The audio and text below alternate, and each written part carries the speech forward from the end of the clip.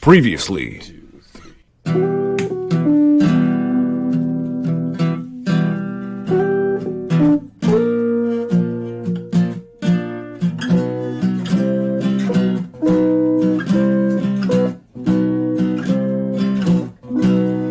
X-Rated, the X-Men Animated Review Show.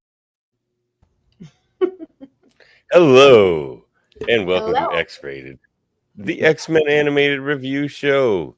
We are your hosts, Devin and Andre, but that's less important this evening because we have a special guest with us, Maggie Blue O'Hara, voice of Kitty Pryde, and many other things.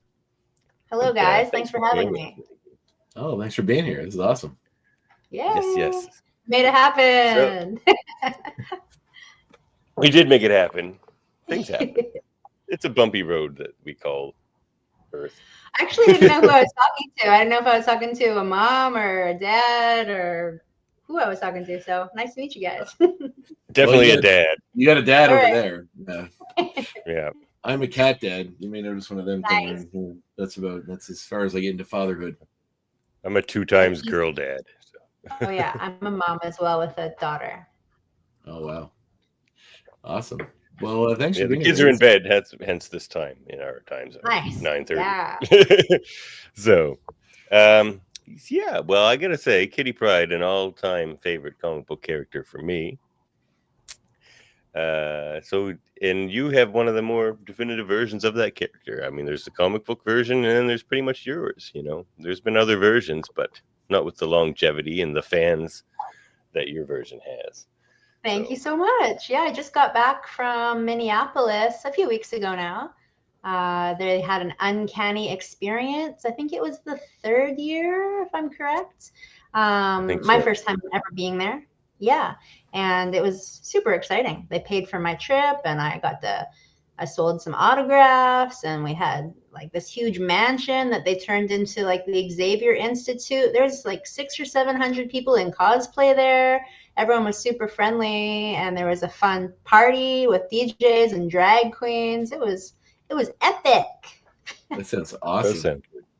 Speaking of the drag queen stuff, do you see, like, how often are you approached by cosplayers that are dressed as your version of Kitty Pryde? I mean, only not very often. Only when I'm at cosplay conventions, and I've only ever been to 3. I've been to 2 in England. I've been to 2 in England, and this was my first one in the States. So if anybody wants to invite me, my website's down there. You can contact me. Yeah, please do. Definitely contact Maggie for sure. Like, Davin's right, because like as far as Kitty Pryde's representation in film and television goes, you really only have Elliot Page, who was Canadian, and yourself, who's also Canadian. Pride of the X-Men. That's right. Oh, right. I forgot about the Pride of the X-Men cartoon, but that's not And something X-Men, that's like readily accessible. Yeah, and Pride, right? Kitty Pryde. Yeah, exactly. Yeah, well, when we had... Oh, go ahead. I was just going to say, I did an interview a couple days ago with another person, actually someone that I met at in Minneapolis, and he said supposedly, yeah, Kitty Pryde is bisexual or something, or a lesbian, supposedly, in the new comics or something, since we were talking about Pride. Well, Dav would know better than me. He keeps on top of the current comics a lot easier than I do. I try to catch up, but it takes me a while. That's right. Yes. I have to get caught up too. But it kind of makes sense. I mean, that's how everyone's coming out these days. So yeah, Kitty Pryde should as well. I mean, and her name has pride in it. I mean, we gotta. Right? Exactly. I feel like that's a great marketing like overcross. You gotta. Yes, that's true. Awesome. Kitty Pryde leads the Pride Parade or something. You know? I would do it. Yeah, 100%. Well, I'm an ally. Yeah. Well, Maggie, you're Canadian. Where are you from originally? I was born in Victoria, BC, and then I moved to Vancouver, BC, the mainland, when I was around 9. And yeah, I started doing cartoon voices when I started doing voiceover work when I was 3, and then doing commercials when I started early. So I've been doing this most of my life, for real. Wow. So you said you did voiceover when you were 3? Yeah, so it was a movie Yes, in the 70s called If You Could See What I Feel, and it was about a deaf guy, and or was he blind? A blind guy. Maybe I both. think I think he was blind, and then he had a daughter in the movie, so it was like a cute 2-year-old was cast, but she wasn't very articulate. And then they realized once they filmed the whole thing that they didn't know what this little kid was saying. So they hired me, who was just a year older but was already quite articulate.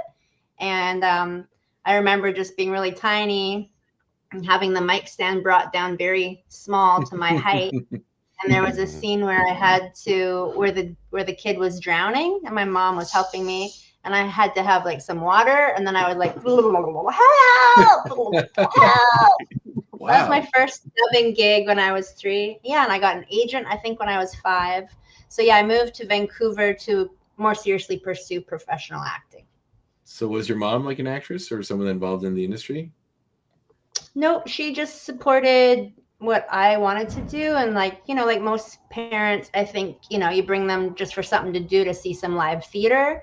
And whenever I saw like kids shows, I'd be like, I can do that. Please help me do that. I'm an actress. And yeah, all my life I really have been mostly interested in performing arts. Still to this day, my best talents are singing, dancing, acting, writing, and directing, those kind of things I'm most interested in. Wow, that's really cool. Yeah. When we had directors of your show, Frank Poor and Stephen E. Gordon, on the show, they mentioned that even Frank, who was an X-Men fan going in, didn't realize how popular Kitty Pryde was as a character. Like, that's not a surprise to me because, like I say, one of my favorite characters for sure. But was that a surprise to you, or like when did that realization hit you how popular a character she is? I mean, to be honest, I got the gig probably because I sounded like, I was well known for my teenage voice. I did lots of cartoon Japanese anime, which they were always wanting a teenage kind of valley girl voice.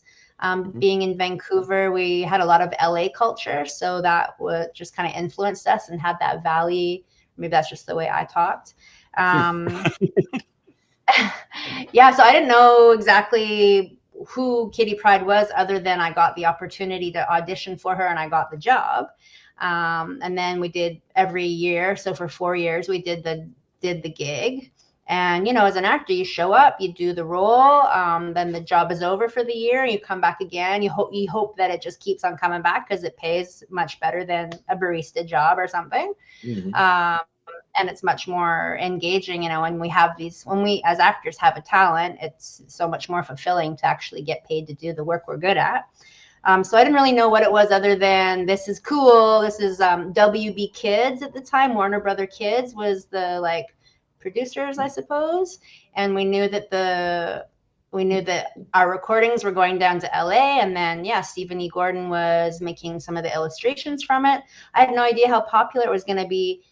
Even because, as voice actors, nobody knows who we are. We just go about our business. And unless you're researching about me on Internet Movie Database, you're not looking for my face. You just hear my voice on many different shows. So I didn't know how big it was going to be, even until this year, really. I mean, 25 years had passed and people are still excited about it. And meeting fans who are like, you changed my life. You made it so much better. I was going through so much teen angst. And then Kitty Pryde was there, who was embracing her unique powers as well. And so it's really an honor to be a part of the show and have so many people be positively influenced by my work. Yeah, definitely. She's great in this show. Yeah, really fun character. Yeah. And I mean, obviously, a rising tide kind of floats all boats. It seems like the resurgence of the X-Men '97 cartoon has sort of made people, go back to X-Men in general and see the other representations on film they had.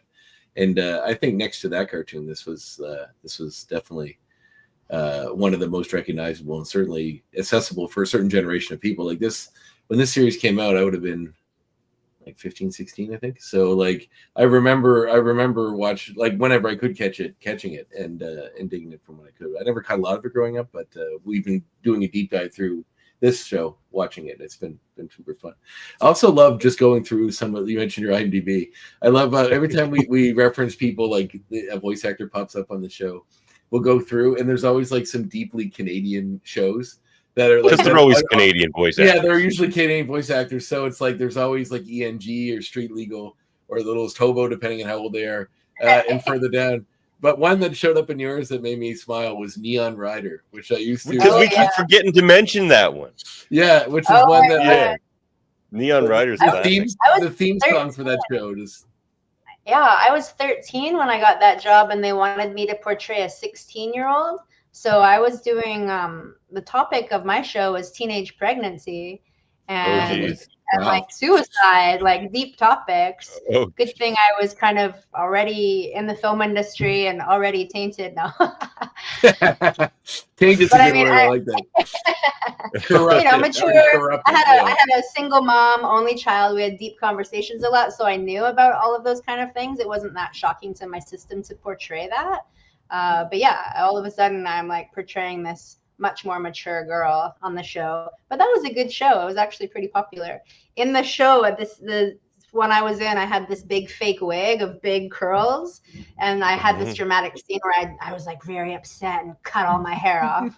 I felt like such an actress in that moment. I was like, this like joy of like going deep and really feeling the pain of your character. It was a fun role for me. I love. I'm a big fan of precocious children. Like whenever I do a bit of acting as well. So like whenever I'm on a set, and there's a kid, and they're a kid that's been doing it for quite a while, and you can like, and you see they know all the stuff, and it's very. They're almost like little adults, and it's so funny to watch them like go through all the stuff. It's hard sometimes to remember that they're children.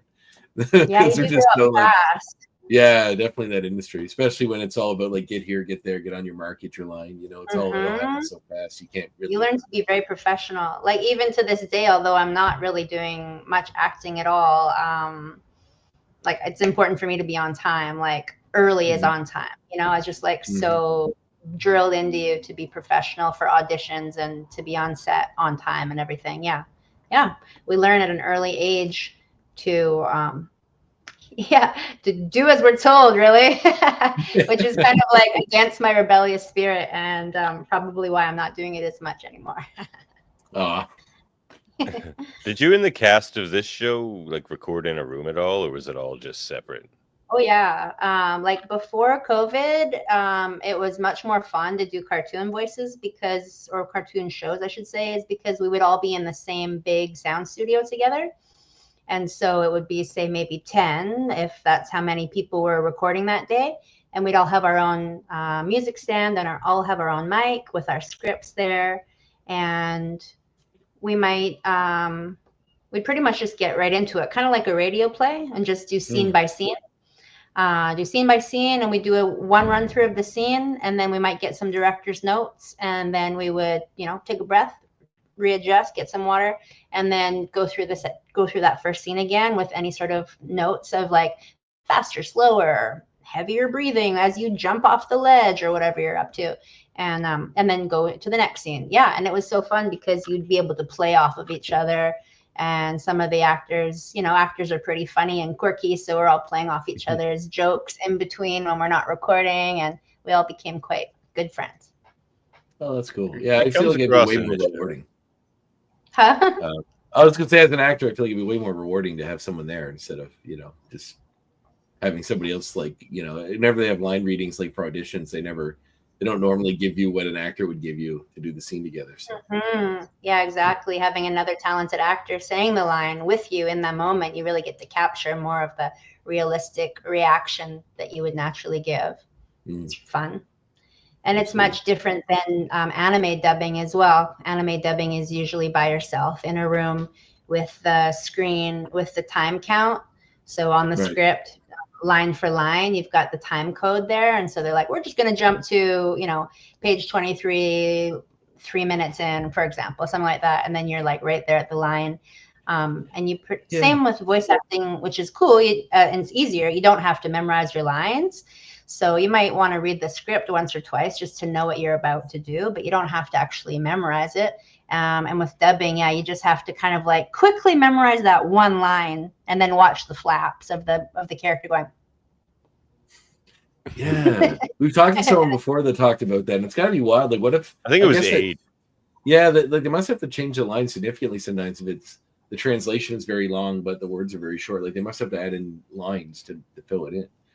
Yeah, I think that's definitely somebody's job in there along the lines. I did it actually. I lived in Hong Kong for 10 years, and I did some voice work there as well. I worked with VTech, which is a toy company, and they did Hello Kitty and Friends. So yeah, we had like a Japanese translator there on set, but in the recording studio, and they might be like quickly adjusting and that kind of thing. Yeah, I was quite a few characters on that show. Dear Daniel and Cinema Roll and like Little Twin Star and those kind of characters. That was cute too.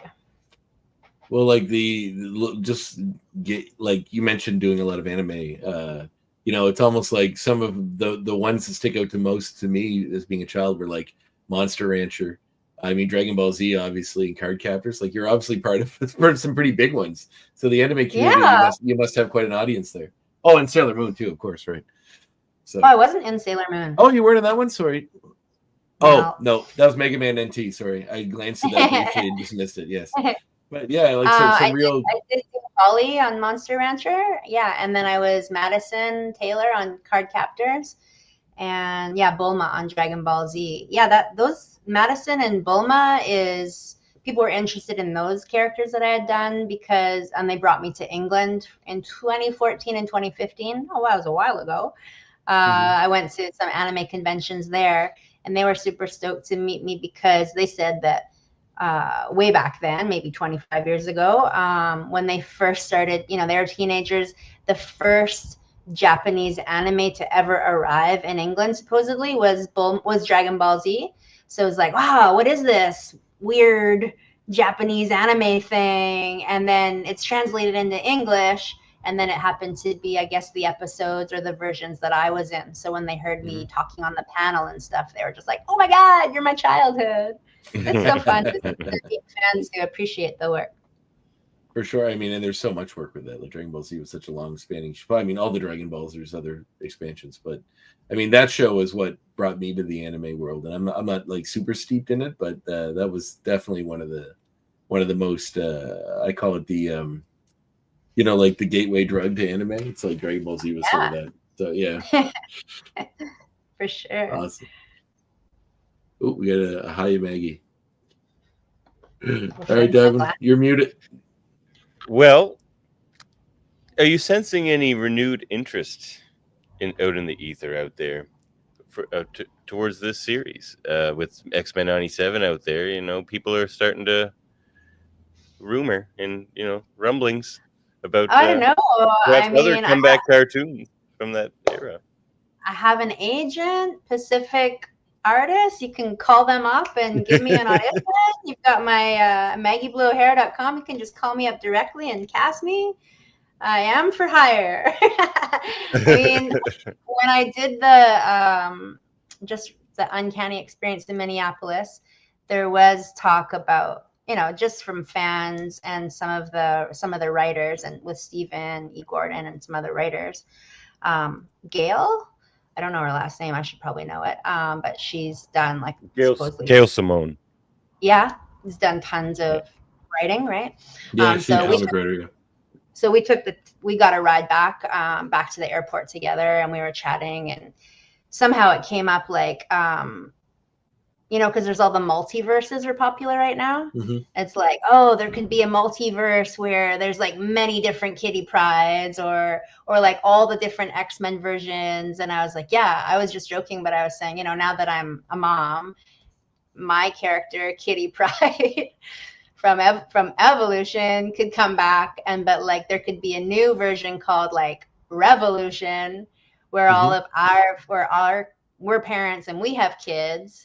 And like, I don't know, maybe my character maybe Kitty Pryde did have a baby with Lance, Avalanche, or Nightcrawler, you know, and like what their superhero powers would be as our kids, and then like there's a lot of need for revolution in this world right now, or there is a lot of revolution going on around the world. It'd be interesting to see what the next generation of X-Men kids could do to help the world make the world a better place, and I'd be right there for it. That's a cool idea. I don't think I've seen anyone. I mean, there are like in comics and stuff versions of different X-Men's kids, but the idea that it's like a new team of just the X-Men's kids and pick it up from, especially since X-Men Evolution seemed to kind of deviate from the core material a little and go into its own world, it'd be kind of interesting to see them just expand on that and do something like that. Yeah. Cool. Yeah. So I want to see the MCU go all Roger Rabbit and get your guys' cartoon characters like out there with Robert Downey Jr. and Chris Hemsworth, and you know they could all. It's Robert. You know, it works for Roger Rabbit. It can work for the X-Men and Marvel. Yeah, sure. We'll see why not. Even just with the multiverse concept, having the X-Men '97 cartoon crossover with the X-Men Evolution cartoon would be kind of interesting. I mean, I think they did do a little bit of character. They were slightly influenced by the way we looked. So like these drawings that are here on the screen, like with the brown hair and the ponytail and the little nose and stuff. I mean, I don't know, maybe I'm searching for it, but I feel like there's some similarity between how we look. And so it'd be funny to see her, that character, grown up, and then live film form be me. You know, I'm just fishing for a bigger role, really. That's what I'm doing right here. Hey, that's I think we're all here for it. Yeah. That's a proper actor right there, is what that is. That's awesome. Did they, at any point along the filming of or voicing, I guess, of the series, like give you any material or anything to read on Kitty Pryde at all, or they're just like, do your own thing, we love what you're doing? There was no history to read. I guess it would have been up to us, but actually from now recently when I met Stephen E. Gordon, they were trying to do something totally different, and they were making a bunch of us teenagers. Some of them, they decided to be the teachers at the Xavier Institute, and some like Storm and, Cyclops, Wolverine, they weren't teenagers, right? They were more like the leaders. And then some of us were the teenagers, and we were learning from them and dealing with our teenage angst and everything. Sorry, what was the question? Oh, just if you had read material on Kitty Pryde. Oh, right. And so I think that they didn't want us to have any backstory or information about, like, say, the 97, because they were doing something totally different. I met a fan, or I guess I could say a fan, somebody in Minneapolis who knew a lot about X-Men. It was at a bar after the party. We went to this bar, keep the night going, with some of the friends that I had met at the conference or the convention. And he talked to me for quite a while, like 20 minutes, about why didn't you do, I think it was Chicago. Was that where she's originally from? Where Kitty Pryde in the 97 comic is from? He's like, oh, she was from Chicago. Like, why didn't you do a Chicago accent? And I was like, I didn't even know. Nobody told me. Like, I don't think I did it wrong. Like, if they wanted Chicago, I could have practiced a bit harder and done Chicago. Get over here. I would love that. They cast me the way I sounded because they wanted to. And then I think the next day I talked to Steve, and I'm like, oh, I met somebody, and he was saying, why didn't I do it the right way? And he's like, no, they don't know what they're talking about. We wanted you because you had that West Coast voice, and that's what we wanted. So they didn't tell me to do any specific thing other than you do you. Yeah. Which it makes it easier for me. It's pretty funny. Like the think about kind of putting in those accents on the character, like how different it would make it sound, like the Chicago accent. Also, she's kind of famously Jewish. So if you gave her the stereotypical Jewish, accent as well. That would have been. Locks. Where's my yarmulke? Yeah, exactly. Nightcrawler, what are you doing? Yeah, that's really funny. I could go to my roots. My dad's side is Jewish, so I joke saying I'm Jewish because it's not on my bloodline of the mother line, which is what they follow supposedly. So really? I'm Jewish. Yeah. I'm not that close to that side of the family, but I have gone to like a family reunion once, and I'm an only child, so I never see that reflection of similar looks with my siblings. But at that time, like all my cousins, my aunts, my uncles, we all had dark hair, dark eyes, and we all have this kind of pointy chin. I was like, the chin. It was nice to see like some family resemblance. So that comes from my Jewish side.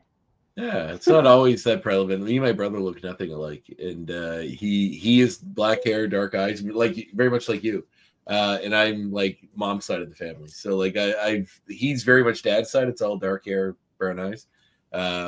The other side is all like fair, brown, blue, you know. And, so sometimes it comes through. But when you were doing the show, did you like? Because I guess you were kind of doing it while the movies were coming out. Were you feeling like there was a lot of comparison to the two, or were they just in their own worlds, or were you trying to kind of? I don't think it would influence you because obviously you have it set in what you're doing and you're doing your own thing. But as like X-Men were getting more popular with the films, were you feeling that a lot as the show continued? I mean, when did the films come out? Because 2000. She was in the second one, Kitty Pryde. 2001. Well, even just X-Men in general. Yeah. Okay, like I did go and see those films. I remember their name has changed now because now they feel... it was Ellen, but it's Ellie Page now, yeah. Okay, yeah. So Ellen at the time, yeah. I remember seeing her at the time and thinking, I could do that. I'd look good in one of those outfits too. I could do that. And I'd have the voice of the character that everybody knows. So yeah, I do remember seeing that and thinking, that's funny. Why did it make me? Davin and I are both in Nova Scotia, and they're from Nova Scotia as well. They're from Halifax, so it's okay. Yeah, so it's it was cool. It was cool seeing the Canadian representation in the film, but yeah, I think you would have knocked it out of the park too. Yeah, really. Although I never felt like they got that big of a like Kitty Pryde was never that big of a part of the films, kind of. No, mostly just to make like disappointment. Yeah, it was mostly to make Rogue jealous. While Bobby seemed to be, hang out with her. So right, that was cool about being in Minneapolis was they brought me and Megan Black, who played Rogue, and Megan and I hadn't seen her since we were in our 20s 25 years ago, and now we're moms and we've experienced a lot of ups and downs, so we had quite a lot to chat about, and it was nice to see each other. We're like, we survived, we're still looking good job. Was most of the cast from Vancouver? Like she's American, right, Megan? Like was she just one of the rare? Oh, was she from Vancouver as well? Yeah, she's Canadian. I'm pretty sure everyone was from Vancouver. That's just the way it was. Okay. They cast us all in Vancouver, and I think they're still doing it. So much of the American business comes up to Vancouver just because the dollar goes further, the Canadian dollar. And Canadian voice actors are the best voice actors. Right, I was just gonna say there's a big talent pool here in Vancouver. So yeah. Did Boyd Kirkland's love of Buffy the Vampire Slayer ever make it down to you guys? Yeah, right? There's that one scene, and actually, Megan and I got asked many times to do the dance. The dance, right? With our arms up, doing that dance. Yeah, when we were there in the conference or convention, I should say. Did you guys do it? In July. Yeah, we did it a few times, and it was what was the word? Like satisfying. People's like, oh, there they are, they're doing it. And I had a red dress on, and she had a white dress on, and we were doing this little, innocently sexy dance. That's the only part that I know that it was influenced from Buffy the Vampire Slayer. But I bet Stephen E. Gordon would have more to say about that. Well, yeah, he did. Like apparently, a lot of the tone and the feel that Boyd Kirkland wanted to put into the show was kind of influenced by that. So I was just wondering if that was ever mentioned to you guys, as far as like that Buffy thing going on. That's cool. Maybe like do that. Like, yeah, I think they just had it in there where Spike was recording me or Kitty, and then Rogue was like, oh, so girly, and then and I'm like, come on, and she kind of like didn't really know how to dance, and then we touch, and then she's like, oh my god, and then she starts talking like me, and she gets my sexy moves Because I guess Kitty was a bit more feminine or like more girly. Then Rogue was pretty emo, grunge at the time. Yeah. Yeah, that version. The way Stephen E. Gordon said it to us is they wanted her to be white trash. Okay. I mean, the look to me with like the collar and the split dye and all of that. I mean, I definitely had a skater, snowboarder, punk rock, grunge subculture era in my life. So whenever I see hair like that or like the dark lipstick, it always just makes me think of like, the grunge days, which were good days. Those were good days. The before times. Yeah. I know my daughter, she's like, you're so lucky. You were born in the 70s and like grew up in the 80s and the 90s. And I was like, I know. Does your daughter feel like culturally she's in a desert right now? Yeah, we just had that conversation today. She woke up and her hair is just so beautiful. And it's like mine, but very thick and wavy. And I'm like, you got the perfect 80s hair. And she's like, I know, I should have grown up in the same era as you, where we can just, there's no phone, there's no distractions with comparison and TikTok and all this, you know. It's fun for a bit, but it's very addictive, isn't it? Like 4 hours can pass, and what have I done? But like my hand is tired, my thumb is tired. That's all I've done. And she's like, I just want to like call up the girls on the home line and go for a bike ride to the beach, you know, and climb some trees like you did back in the day. I'm like, I know. It was a lot simpler times before we had all this media to distract us from the present moment. Yeah, for sure. Yep. Find dead bodies in the woods. All those good things we used to do back in the day. Oh my God. Seriously, that happened to me. Kidding. Yeah. Oh, wow. Did you really? Oh, we got to tell us that story. Yeah. Can't stop there. I mean, may she rest in peace. I don't know who she was, but there's a beach called Wreck Beach in the University of British Columbia endowment lands. So at the very end of Vancouver, there's a place called UBC, and it's a university. And there's about 500 steep steps to get down to a beach, and there's a naked beach there. And as teenagers, we would go there and smoke weed or get a beer, or there was like people selling hamburgers and people walking by selling watermelon shots, and like it was a fun time. But yeah, one day, I think probably around sunset, you know, we didn't have phones. We had to be like home at dark. So in the summer, it gets dark at around 10. So probably around 9 or something, we're heading back. And yeah, there was caution tape, and I saw a girl's arm that was there. And now it's known that there was a few murders down there back in those days. So yeah, I mean, heavy topic, but those things those things still happen, I suppose, but may we all be protected for the highest good of all. May that girl rest in peace. Wow. Yeah, that seems like the seminal 80s kid thing. You know, I think Stand By Me is painted all in our heads, so we all have to go right? Stand By Me, and then my daughter loves the show Stranger Things, and that's like super that era as well, with similar topics. I was like, why are you watching that show? It's so dark. It's also 80s, like 70s and 80s, which is probably the aesthetic that sounds like your daughter's into. Yeah, I mean, I do love that aesthetic too, for sure. It feels like home to me. I still got that. I'm still going with that hair, if you can see it. Oh, it looks great. You look great. Well, we should let Maggie get back to her life. But okay, well, thanks so much for chatting about it with me. It was really fun. Oh, we got just one good parting question here. Do you have a favorite line from Evolution? I mean, the one that stands out that everyone kept on making me say is, Xavier's such a jerk.